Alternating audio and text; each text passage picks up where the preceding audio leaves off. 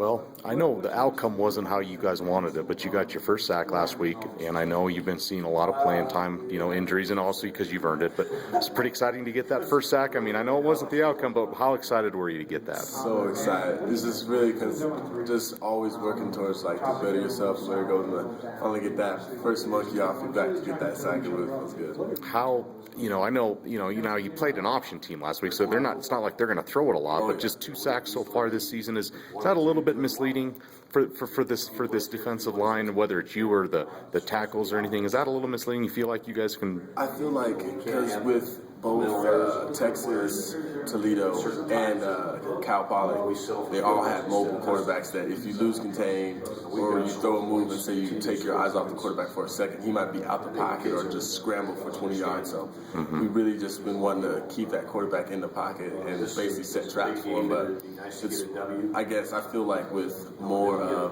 teams with less mobile quarterbacks that sit more in the pocket, I feel like we could open it up a little bit more with our moves and not have to worry as much about like, we're going to lose containers, break containment. So I feel like it really kind of is misleading, but we still are giving it our best shot. Now, I don't know how much you've seen of Idaho yet on film, but their quarterback's 6'5", about 255 pounds. He's a big guy. So is he, his stats don't indicate he's a dual threat so much, but is he? And what's maybe the game plan? Is it somewhere to kind of just keep him in the pocket, or what's kind of the? Because he reminds me a lot of, because I'm a real big Pittsburgh Steelers fan, he reminds me a lot about Big Ben. Because he's mobile, but he likes to stay in that pocket. So when you get to him, you're gonna have to wrap him up and really take him down, because an arm tackle or just a little leg tackle is not gonna take him down because he's big. But I feel like he's still on the other half. I feel like he's still an athlete. You still have to respect that about him. I know.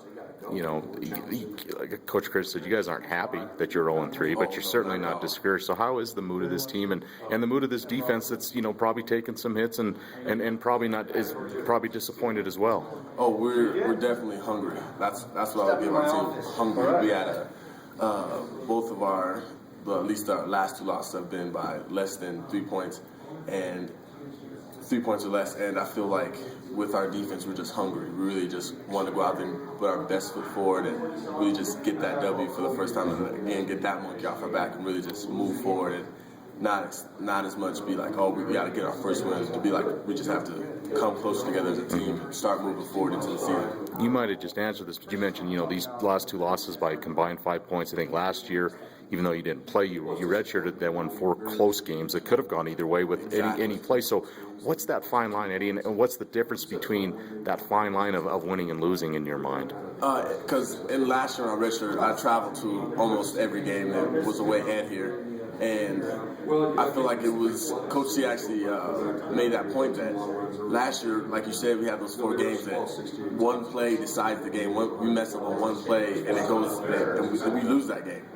So we feel like this year, on those last 2 games, we had some plays, even though a game's not won in just one play. We had some plays where we could have took the lead or came back, but we've been here before. It's nothing foreign to us to be in the fourth quarter and having to win the fourth quarter to win the game. So it's nothing foreign to us, but we were really hungry and ready to get back on that winning side and to make that play to win the game and not to be on the side where we come up 2 points short or 3 points short. Right. I got to ask, you said you're a Steelers fan. I'm a Steelers fan. So is Big Ben your favorite? Who's your guy? My guy on the Steelers, I definitely have to say, is Troy Polamalu. Troy Polamalu and Kiesel. Kiesel's from Wyoming, so I got to give him some up. So yeah, definitely.